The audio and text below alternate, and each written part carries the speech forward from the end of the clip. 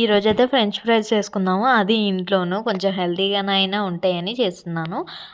ఇంట్లో అయితే 2 బంగాళదుంపలున్నాయి. వాటిని తీసుకొని మంచిగా ఫ్రెంచ్ ఫ్రైస్ షేప్‌లో అయితే కట్ చేసి వాటర్‌లో నీట్‌గా క్లీన్ చేసుకోవాలి. ఇవి చేసుకున్న తర్వాత బాయిల్ చేసుకోవాలండి. వాటర్ అయితే బాయిల్ చేసుకొని అందులో కొంచెం ఆయిల్ అండ్ సాల్ట్ అయితే వేసుకోవాలి.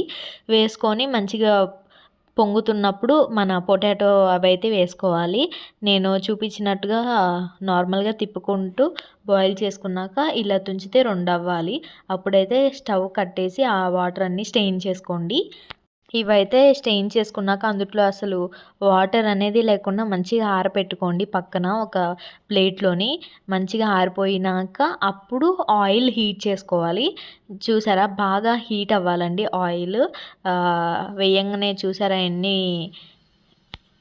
ఎన్ని బబుల్స్ లాగా వచ్చాయో, అంటే బాగా అయితే ఫ్రై అవ్వాలి. ఇప్పుడు ఫస్ట్ నార్మల్‌గా ఫ్రై అయితే చాలు. ఎర్రగా అయితున్నప్పుడు తీసి పక్కన వేసుకోవాలి. మళ్ళీ అవి చల్లగయ్యాక మళ్ళీ సెకండ్ టైం ఫ్రై చేసుకొని ఉప్పు, కారం అయితే చల్లుకుంటున్నాను నేను. అంతే అండి, ఫ్రెంచ్ ఫ్రైస్ ఇంట్లోనే టేస్టీగా చేసుకోవచ్చు. ఇలా చేసి పెట్టండి, పిల్లలకి చాలా ఇష్టపడతారు. సబ్స్క్రైబ్.